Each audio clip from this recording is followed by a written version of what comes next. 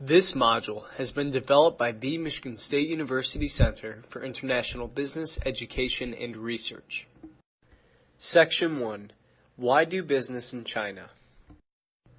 Upon completing this section, you should be well informed about China's huge market potential, including some basic information about China, its attractiveness, and its hot industries. For decades, China has been a country full of mysteries and contradictions for multinational companies. China has the world's largest population, yet its market is still developing.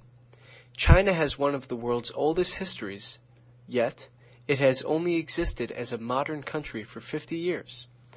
China is a communist country, yet over the past 20 years, China has successfully moved to a market economy under the open and reform policy and is now in many ways more capitalist than communist.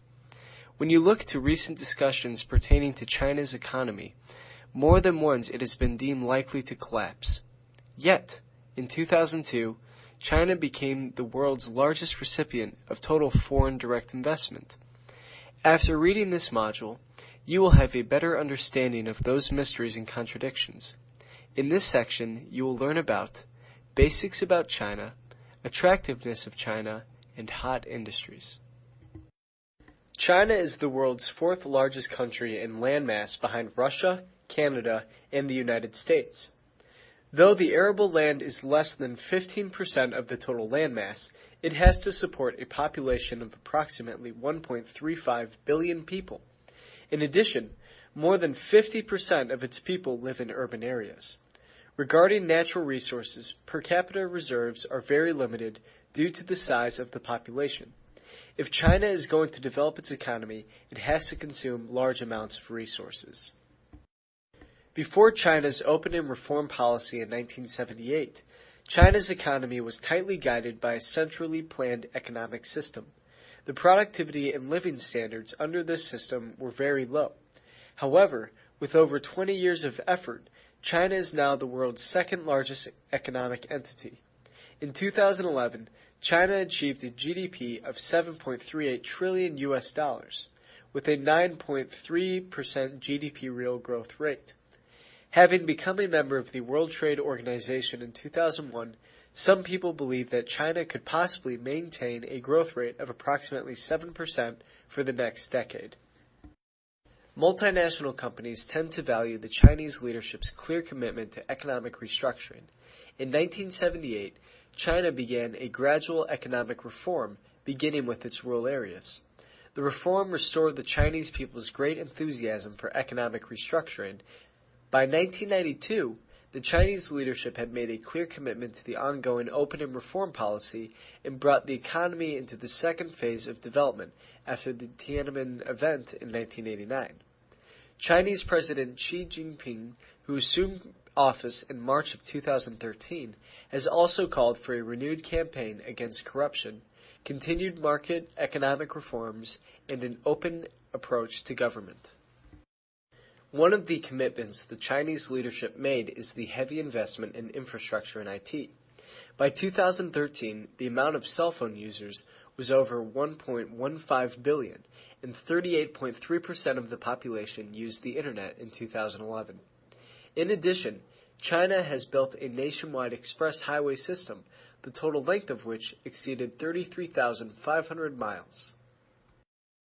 Though recent UN inspectors criticized China for low input into its education system, the number of college graduates in China continues to grow.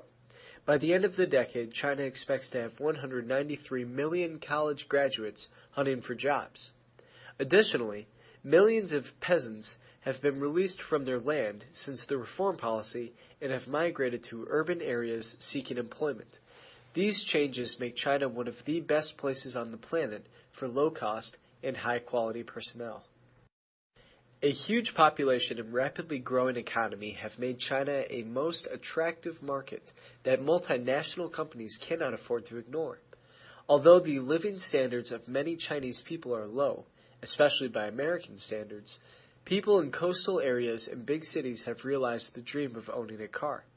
In fact, in 2012, there were over 200 million private car owners in China, and those figures continue to grow rapidly. These urban areas have become the most important consumer markets for domestic, as well as overseas investments. For all of the reasons previously mentioned, China has emerged as the world's most important and largest manufacturing base for multinational companies. In addition, Chinese-owned companies, as opposed to multinational companies, also contribute significantly to China's annual exports.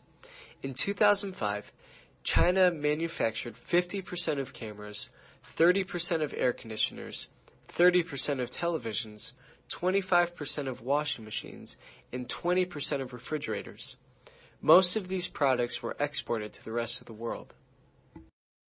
Although China exported many labor-intensive products, it has to rely on foreign technology and management for many of these same industries. Currently, China's hot industries include information technology, consumer electronics, software, and logistics. In addition, the telecommunications equipment market also provides huge potential when considering that currently only a minority of the population has telecommunications service. Several industries provide additional opportunities. One of them is the automobile industry and related industries. As mentioned earlier, wealthier Chinese people are beginning to own cars, a trend that creates huge market potential in not only the auto manufacturing and marketing industries, but also in the oil and gas, environmental protection, road construction, insurance, and other related industries. Furthermore, due to the rapidly aging population and emerging awareness of health protection, the healthcare sector will also provide huge market potential. Finally, the entertainment market is growing much faster than many other industries. The most globalized Chinese company in the world is PC manufacturer Lenovo. Today, Lenovo is known as an innovative international technology company formed as a result of the acquisition by the Lenovo Group of the IBM Personal Computing Division. It employs more than 19,000 people worldwide. In 1984, 11 computer engineers and researchers in Beijing, China, had a vision to create a company that would bring the advantages of information technology to the Chinese people. With $25,000, they set up shop in a lone space, a small, one-story cottage in Beijing. The company they founded, Legend, opened the new era of consumer PCs in China. Legend later changed its name to Lenovo. Yang Wangqing, CEO of Lenovo, believes that Chinese enterprises can make full use of their advantages in the domestic market to promote their brands abroad. IT talents in China are a competitive advantage. Lenovo is also quite close to Zhuangguancun, a technology hub in the Haidian district of Beijing. It is known as the Silicon Valley of China. By now, you may realize how much potential exists for doing business in China, as well as the attractiveness of China's market. The economic prospects, infrastructure, high quality and low cost labor, emerging consumer market, and low cost products, as well as knowing China's major industries.